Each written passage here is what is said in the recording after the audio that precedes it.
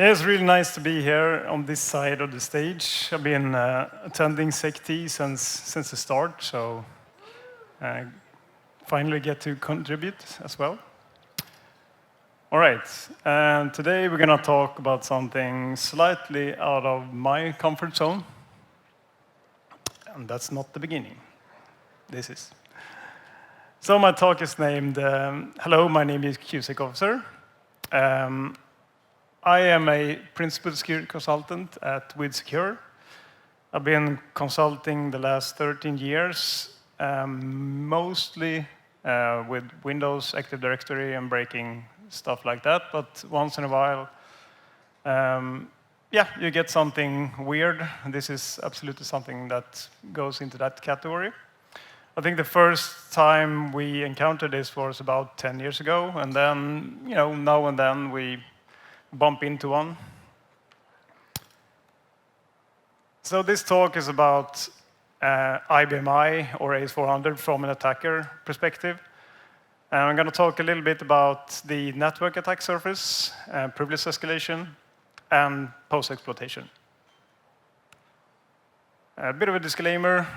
I don't know that much about how to protect these things. And I'm not a user, so I don't really know what I'm doing, but yeah, it'll be fine. Okay, so what's ABMI? ABMI has had many names. This is actually the operating system running on the Power Platform from IBM. From IBM. It used to be called AS400 and iSeries and i5 and System I. I like the name AS400 though. Sounds very retro. It's a mid-range system, which means that it's not an entire room full of hardware. It can be a high tower or a rack-mounted server. So it's a bit smaller than the usual mainframe. And it's not a mainframe. I've been trying to tell salespeople about this for years now. It's not mainframe. I don't know mainframe. The only similarity is like the green screen terminals, basically. All right. Very, very quick about the system design. It's an object-based system, so everything is an object. It's highly integrated with a database system, the IBM DB2 system. It has something of a Unix-like subsystem called PACE, which I fairly long thought was, what I was interacting with in QShell, but QShell is also just basically a Unix-like shell running as a native AS400 application. All right, so why do we talk about ABMI? It's one of these things that's been, lurking back in the server rooms since the internet era, and it didn't really, follow the same procedures and hardening and methodology as other platforms. It's still used today. You can see it in retail, production, banking, and insurance. It's not too much documented on the offensive side of security. There's a few talks. I will briefly mention them soon. But most of the documentation is from IBM. So I found a book that's really old and didn't, I don't know. It's mostly about, enumerating users and password policies and so on. There was a talk at DEF CON 23 by Bart. He's probably I would say that he's the only one that did actual, tooling and research and development at that time. So he released the Hack 400, which was actually really good in both, assessing the attack surface and escalating privileges and, hash dumping and stuff like that. It's kind of outdated, but I think it works in most cases. I found a report about a public incident in a water company. That was in the Verizon data breach report in 2016. But recently, Silent Signal a consultancy that works with pen testing, has been researching and releasing blogs, and this year they talked at TroopersCon about mostly privilege escalation and other fun stuff. Okay, so a few words about the security basics of ABMI. There's a few global configurations that affect the behavior of different functions or security functions within the system. It's a security level, which until very recently, I think, had like 5 levels. But the first 2 were basically no security at all. Everyone had access to everything. So those are now deprecated. And I think, I mean, most systems have, I would say, level 40, which is some type of integrity protection and system integrity. The password level defines how local passwords are stored and also what authentication methods that are used. And as you can see, if you hacked Windows years and years and years ago, like Thomas, then you recognize the LM hash because there was some compatibility with old Windows systems. And apparently, for some reason, they followed that path and integrated and implemented the next password storage algorithm as well. Nowadays, they have a more secure level, which use a fairly strong hash. There are some central objects if you're talking about security, especially if you're talking about privilege escalation that we're going to talk about later. There are users and there are groups, but groups are basically just user profiles with members. So there's the same object if you look under the hood. There are global special authorities that defines behavior system-wide. The 2 most important ones is all-obj and SecAdm. But basically, if you have all-obj, then you'll be able to compromise the entire machine because then you can impersonate users that has the SecAdm and basically go from there. Object authorities is the permissions that user profile has on queues, databases, files within the system. Authorization list is just a sort of template of permissions that you can apply on several objects. So you can basically define your object authorities in an authentication authorization list and then link that to those objects that you want to control. All right, so a few terms that I will use in this presentation. I don't think I'll use logical partition, but LPAR is kind of how you define a system. You have some hardware, and you have different. Maybe you have a production and test environment, and those are different LPARs, which is basically different instances of that system with local users and also. And then you have control language, which is the commands that you execute in AS400. EBCDIC is the data encoding. So if you find a file, or if you, like I coded a reverse shell, you need to adapt it to EBCDIC, which is just feels like obfuscation rather than encoding. QSECOFR is the equivalent of root user. There are other standard users as well, but let's focus on that one. And the all-obj and SecAdm special authorities.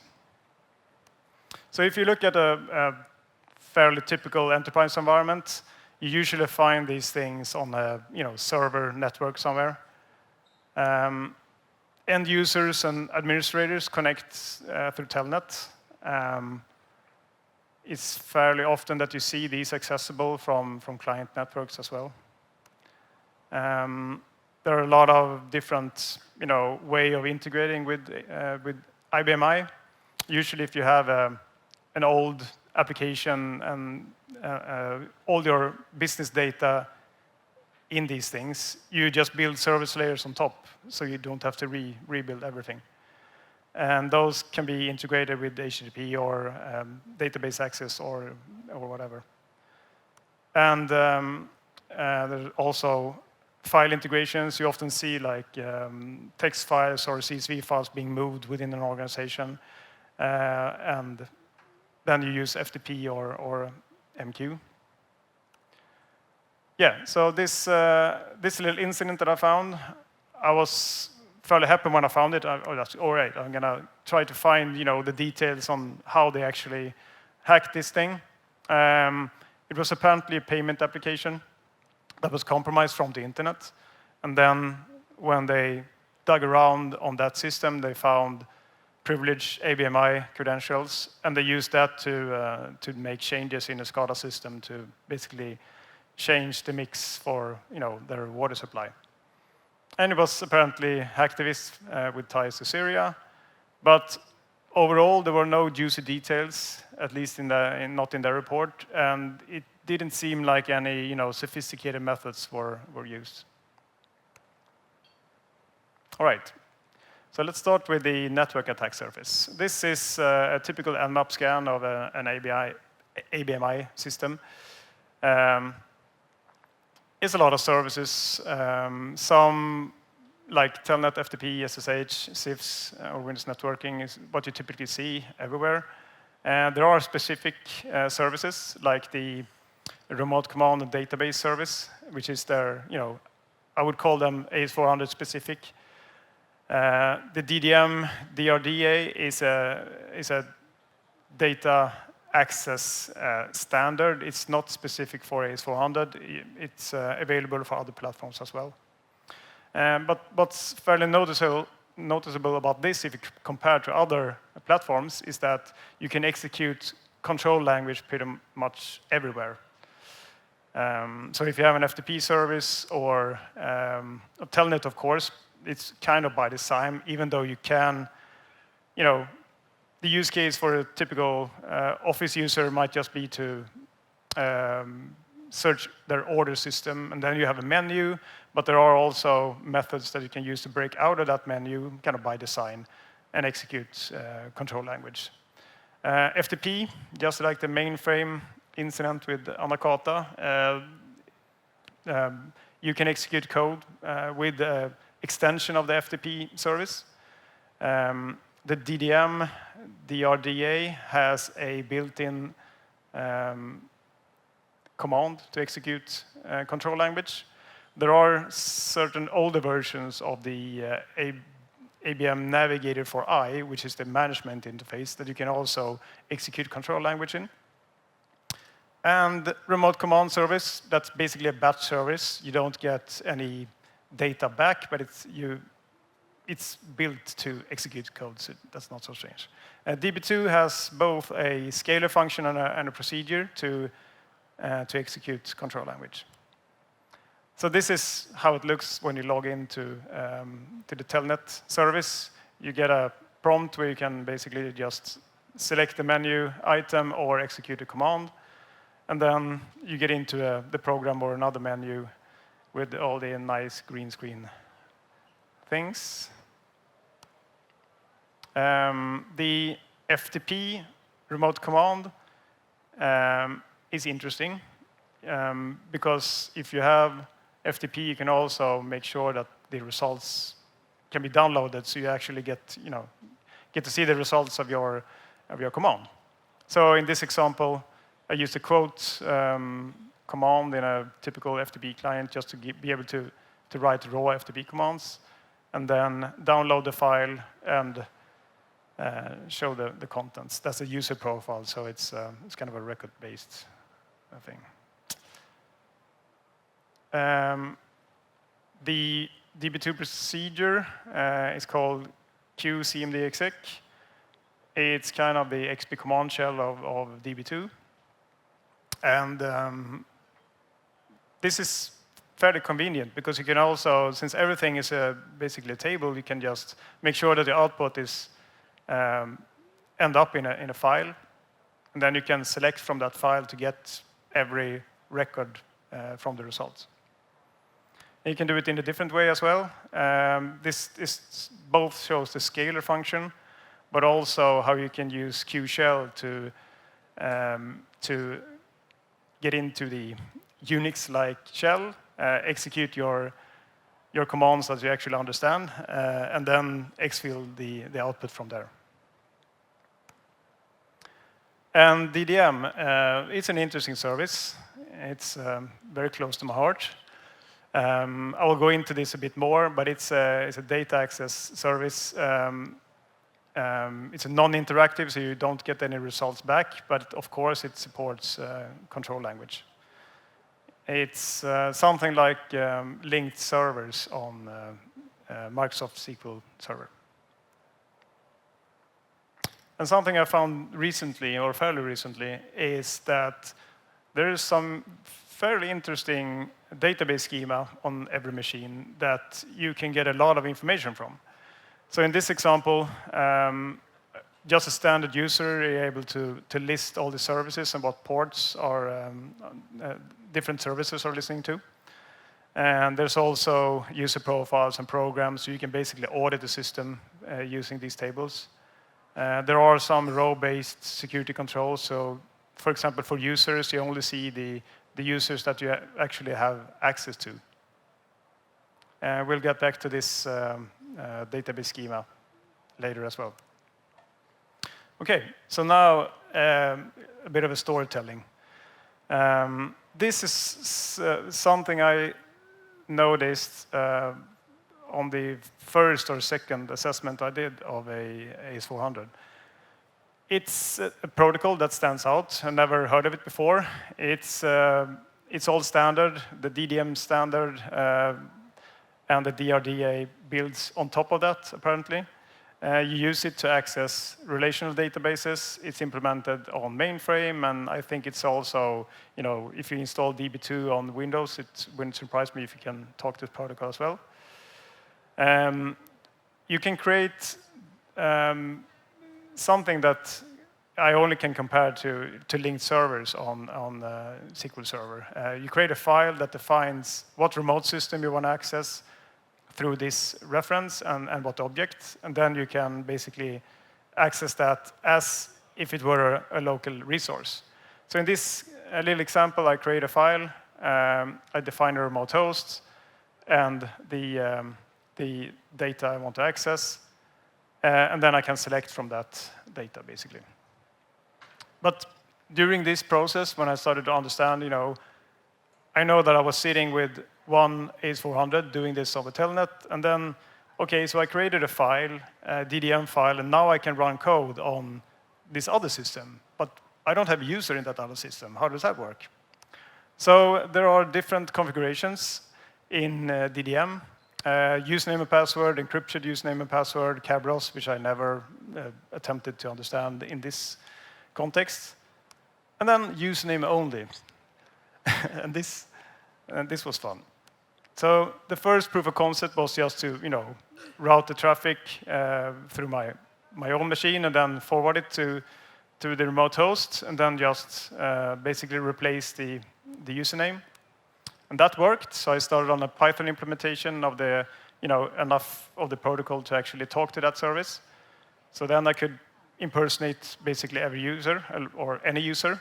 The user profile has to exist in this case, but any user. And my final kind of step in this was to write a reverse shell. And since I don't know how to develop stuff in actual IBM I took the liberty of jumping into QShell, where Java and Java compilers exist, and ended up with dropping source code for a reverse shell, compiling it, starting it, and then cleaning up. This is a really, really old screen recording from that. I borrowed a German guy's AS400.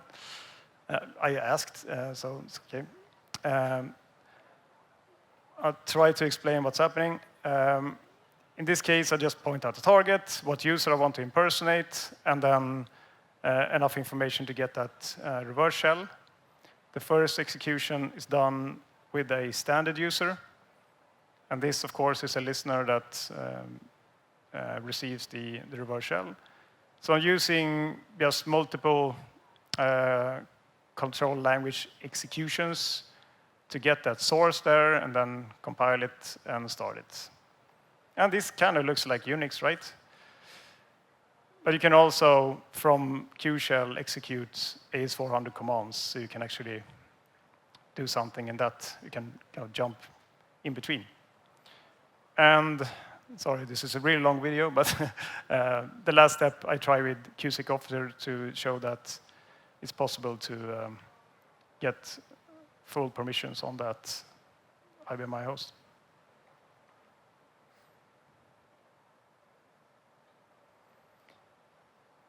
And there you go.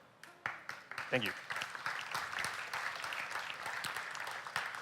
And I mean, the fun part of all this was that such a trivial vulnerability was basically on all our clients that had AS400.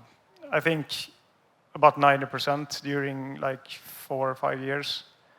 So we started, I mean, we don't do this assessment all the time. We don't have a lab environment. So, we try to write recommendations. And then when we came back to a client that did a test before, I was like, OK, I'm not getting QSECOFR, I'm getting QUser.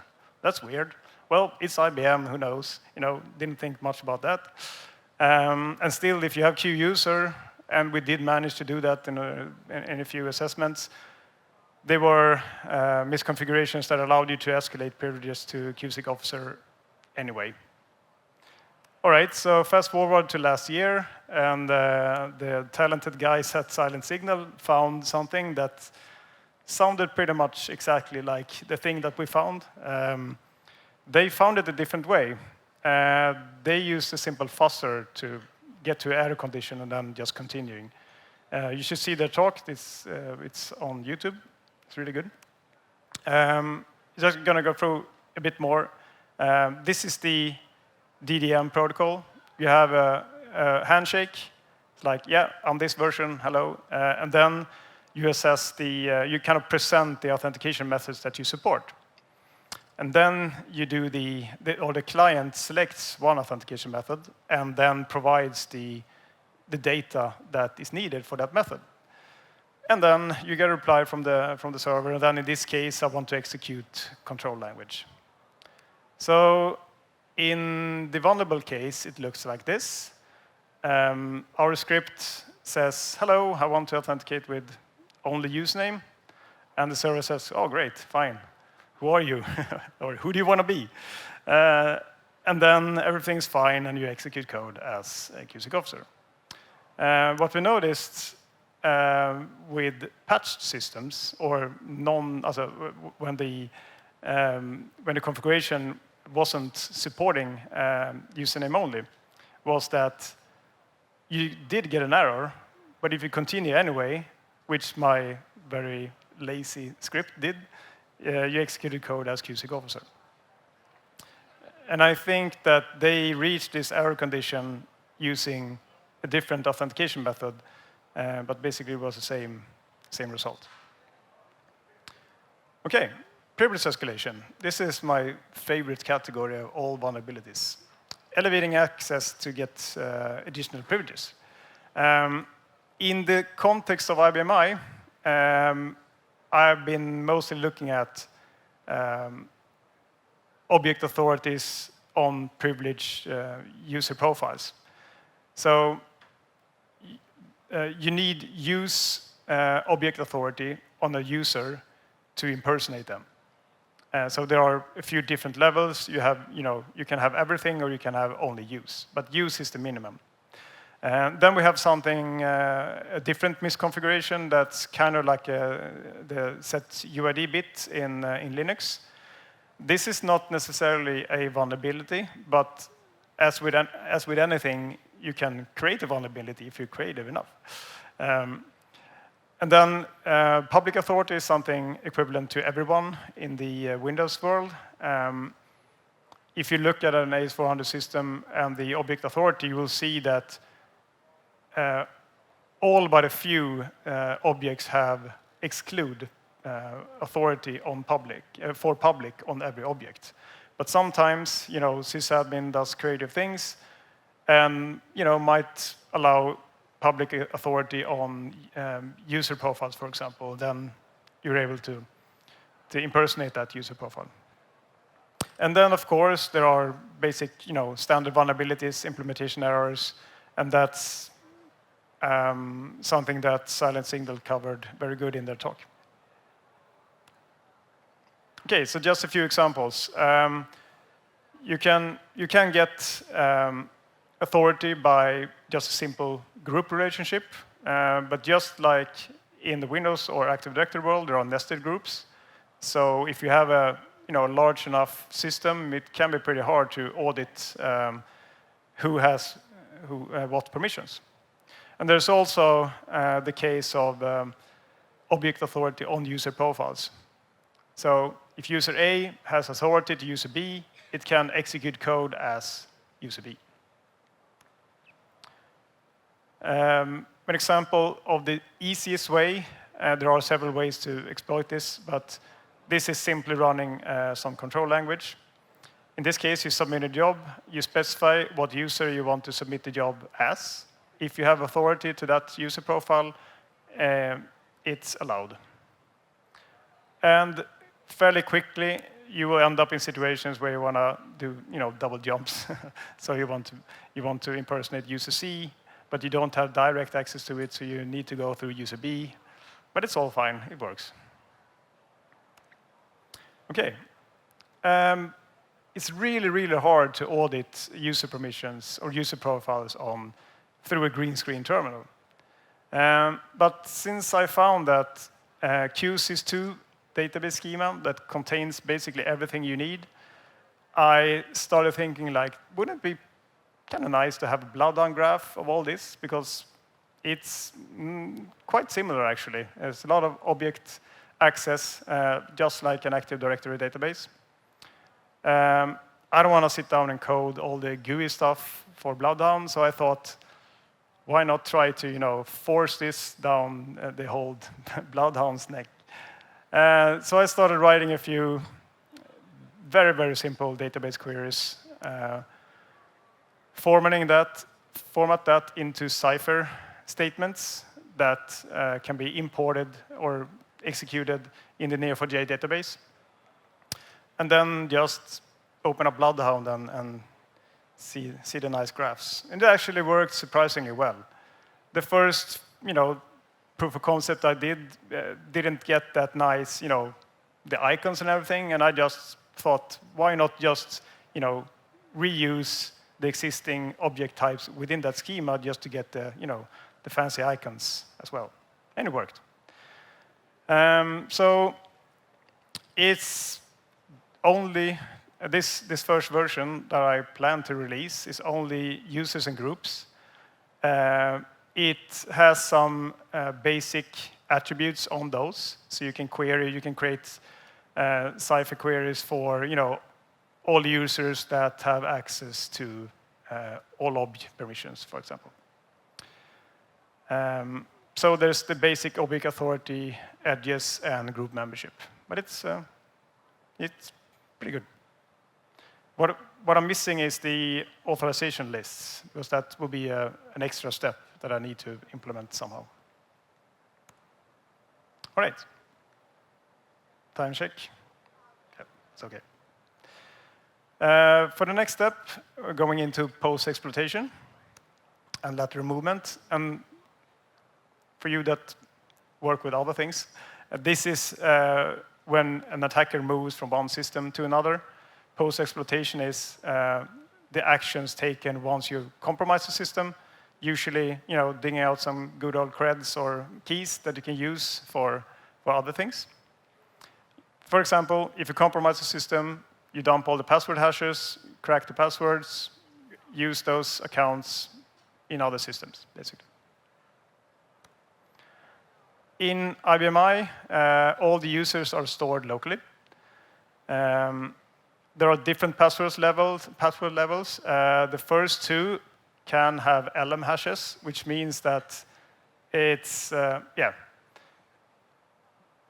don't want to recap the LM password storage, but I think it's several different parts of uppercase des encrypted hashes.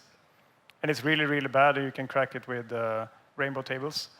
If you move up one level, you get support for empty hashes, which is a SHA-1 hash of the Unicode password, just like we use today in anti-LM. But if you go up from 2 to 3, they will also purge all the LM hashes. That's the difference between those, if I understand it correctly. And like we noticed in our lab that we now have, if you go up to level 4, everything stops working because it purges all the other password hashes. But this is a fairly new password level. It's, if you look at the cryptographic algorithm, it's fine. It's pretty strong, hard to crack if you compare it to the others. You can dump hashes. There's an API function that Bart mentioned in his Hack 400 tool and also implemented, where you remotely can access and retrieve all the password hashes for a system if you have all-ob and secadd. So this is kind of like the DC sync technique if you compromise Active Directory. Yeah, it's implemented in Hack 400. What we noticed after upgrading our lab to password level 4 was that we didn't get any hashes. We couldn't parse that data that we got from this function. So it's either obfuscated or just, crap. So we don't know. But there are other ways to get to those hashes. There are basic backup features on these systems. The SaveSys is something that backups, I think, the entire system. I never played around with it. The SaveSec data is only for security data, which is user profiles and all the object authorities and authorization lists and so on. So this is more like getting access to the main controller and running away with the anti-dsdit file, which contains all the secrets. The proof of concept that I did was just to create a save of all the security information. Since this is some, for me, unknown format, I took the liberty to make sure that it's not compressed. We don't have a working tool to extract the hashes, but we know they're there because there are open source Java toolkits that implements all the authentication, including the hashing functions. We know how to create our own hashes, and we know that they are in those save files. So it's just a matter of finding them in a structured way. All right. And then my colleague Olle, who's in the front row here, he found that all the authentication methods, at least the 2 latest, are vulnerable to pass the hash. And this is when you can, instead of trying to crack the password, you can just reuse the first step, like how the passwords are stored in a one-way hash format, and skip the step of actually hashing your password and just authenticating with the hash. And if you look at the code for the authentication methods in this open source Java library that IBM has on GitHub, you can see that it takes a user ID and password and creates a hash. They call it a token in this algorithm. Then they exchange some sort of seed. I would assume that this is a random seed. I haven't even bothered looking at that code. And then the hash here is used to send the authentication message to the server. And this worked great just by introducing the step of, if you have a hash in your password, then parse that hash and just skip the step of actually hashing the first step of the password, and then authenticating. And the interesting thing about this is that it works for all the protocols that use this built-in library, which is also their built-in, the IBM's built-in toolset. So don't have to write all the clients by yourself. You can just patch the tool with this library, with this patch library, and then pass the hash. Of course, the protocols that take clear text authentication, like Telnet and FTP in default configurations, is not vulnerable to this. Yeah. So in a attack scenario, this would mean that, let's say that you compromise a machine over Telnet, might be a test system that's more relaxed, might not have all the security configuration and controls. You escalate privileges, you dump all the password hashes, you find an admin that's also exists in the production system, assuming you have access to that, network access to that, and then you can compromise that system as well. Yeah, so we're coming to the section of how to actually secure IBMI systems. This is not my expertise, but I can read. So fairly general advice: reducing the attack surface takes you pretty far. Just disable all those Christmas tree and map scan protocols, and focus to secure those protocols that you actually need to expose. And in the IBMI world, you can use exit programs. There are a similar concept on mainframe, but it basically means that you can hook different events for different protocols and make decisions. I think I saw exit programs for FTP, so you couldn't execute control language for FTP, but all the other protocols were fine with executing stuff. And also, typically what you see in the modern world is that something that used to be exposed to a lot of end users in an office environment is moved to Citrix, because then you can control more, at least, if you configure it correctly, so that the entire network stack isn't exposed. And then, the putting different application and service layers on top of a system like this is fairly common as well. And it's not a bad thing. It's better than just allowing everyone to connect to it. And for the privilege escalation part is securing user accounts. Of course, password policy is important. Don't reuse password between different systems, especially if you're an admin, because that will allow the patch to have scenario. There are a few semi-security configurations that is called limited capabilities, which restricts how a user, what applications or programs a user can execute. But it's only applicable for interactive protocols, which in this case, Telnet and FTP is counted as. You can also set no password for service counts, because if you have a batch job that uses specific user profile to do something, they don't need a password. But then again, if you have access to that user profile, you will still be able to impersonate that. So it's not a hard security control. Of course, limit group membership is one way of implementing least privilege. Special authorities is a system-wide permissions, which you should also be very restrictive with, especially the all obj. And the permissions on everything that's important on that system as well. The message queues, the databases as well. And the bloodhound graph could easily be upgraded to support certain objects as well. Security monitoring, not my strong side, unless it's ending up in logs. But there are configurations that you can do on system level and user level and object level that gives you more audit data. And then it's just a matter of collecting those and creating alerts from it. Basic detection engineering, I guess.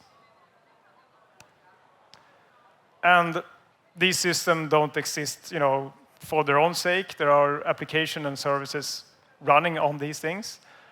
For those, I can only recommend doing the AppSec 101, doing threat modeling, implementing a software development lifecycle, and also, of course, consider security to do code reviews, to verify the design, and to test the systems. Right, a few last words. I think Bart set the bar pretty high. He developed a lot of different techniques in his tools, so thanks to him. Olle for discovering the pass to hash, and also Silent Signal for discovering the DDM remote code execution. Okay, that's it.